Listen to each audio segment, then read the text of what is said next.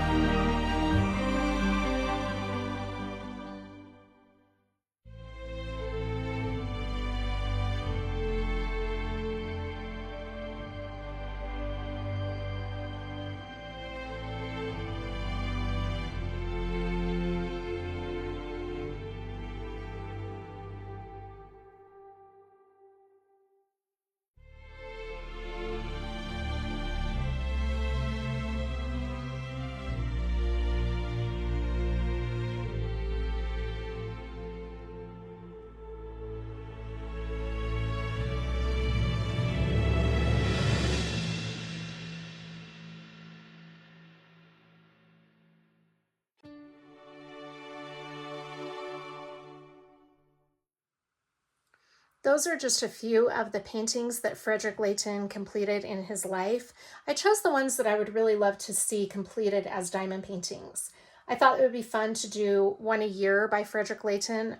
It's possible that I'd like to choose some other artists too, so that I could learn about some other artists.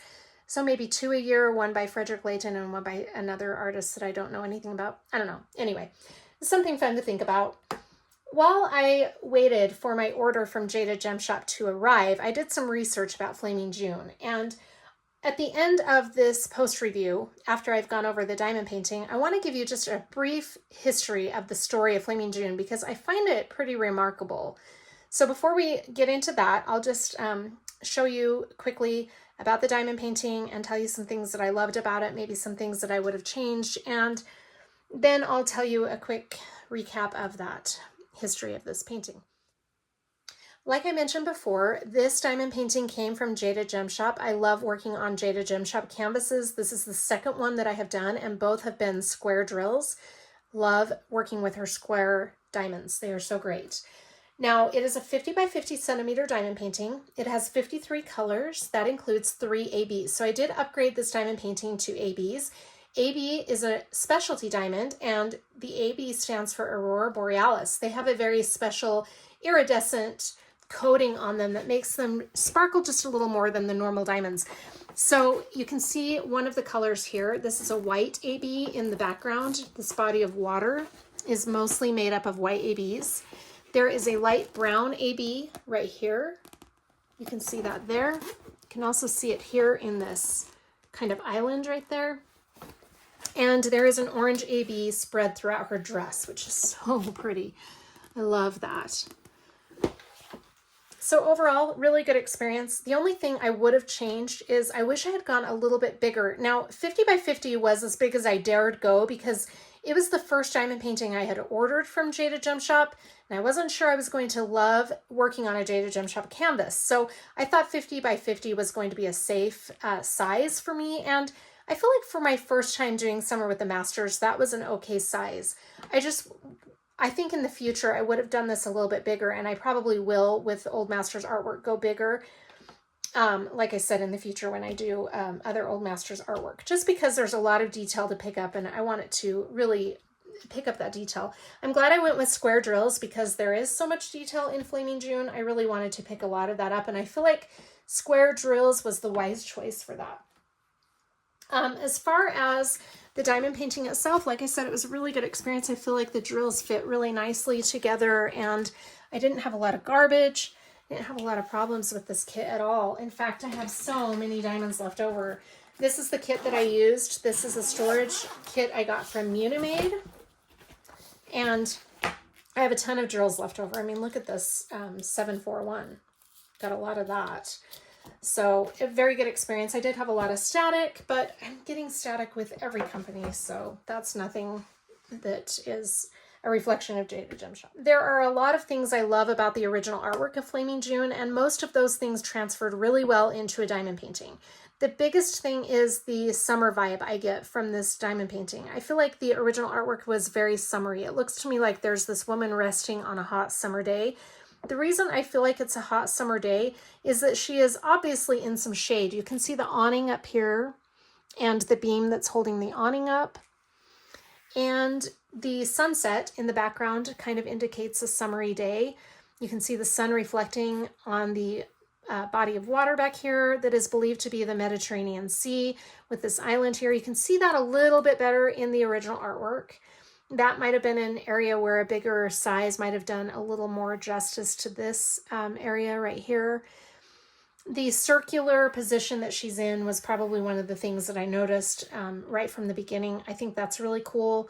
I love the vibrant orange colors of the dress, and the Greek mythology style of the dress is really cool too. And that showed up pretty well in the diamond painting. I feel like a bigger size would have picked up more detail. I love the dress in the original artwork. It's just gorgeous. And like I said, it did pick up really well here for the size. I just think it would have been really beautiful to see that a little bit bigger. The couch or sofa that she's resting on turned out really beautifully with this red blanket. I think that's gorgeous. The marble terrace, you guys, I think that is probably one of my favorite things about this diamond painting. I feel like the marble terrace showed up really well. You can see kind of down here the ground too, and the way this blanket is draped on the ground. I think that's gorgeous. I love that. The plant here is an oleander, which kind of gives a lot of people the indicator that she is dead versus sleeping. I believe she's sleeping. There's nothing showing that she has taken any kind of bite or anything of this plant or its flower. There's nothing indicating that. So I kind of feel like she's resting. The position she's in is more of a resting type position. Her foot is propped up right there. My mom noticed that. And I just feel like, to me, it looks more like resting than deceased. So that's just my opinion. Everyone can form their own opinions about it. Let's see. I think that's about it as far as what I loved in the original artwork. Lots of things, obviously. I think it's really beautiful. And this diamond painting, I'm not unhappy with it at all. I think it's beautiful. I think it turned out really beautifully. Now let's get into the history of the original artwork, because I think that's really a remarkable story. I'm excited to share that with you. You can obviously Google it for your own information, or any of the details I might leave out. You can definitely Google it and find out for yourselves. I got a lot of my information from a YouTuber called Stories of Art, and I couldn't pronounce his name even if I tried, but he's very knowledgeable about lots of different art. I watched a lot of his videos, but the one that I originally looked for was Flaming June. And then I also watched an hour-long lecture from the Frick collection. They gave a lecture about Flaming June, and that was really informative. So anyway, okay. The story of Flaming June starts when she was completely finished in 1895. There is a picture of Frederick Layton's home, which he built, by the way. I'm going to put a picture of the home that he built because I think that's really cool.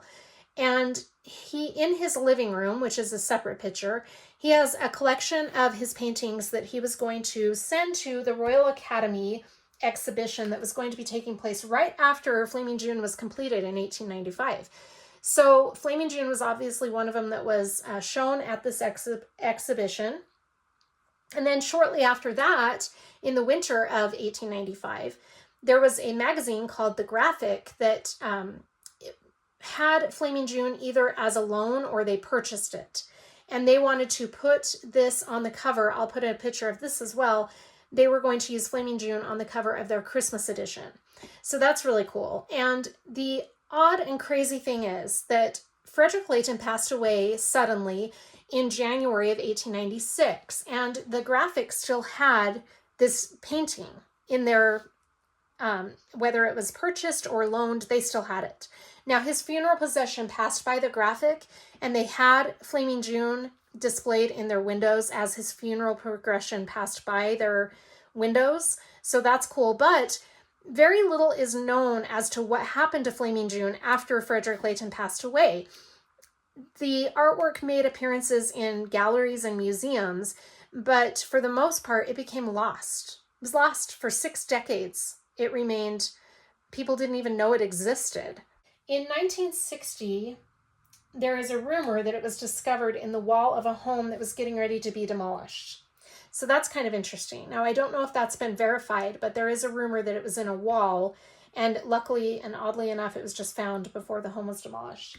However, in 1963, it showed up at an auction in Amsterdam.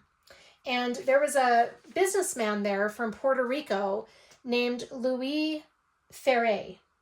I hope I'm saying that right, Louis Ferre. I'm not sure if that's the correct pronunciation, and I apologize if it's not.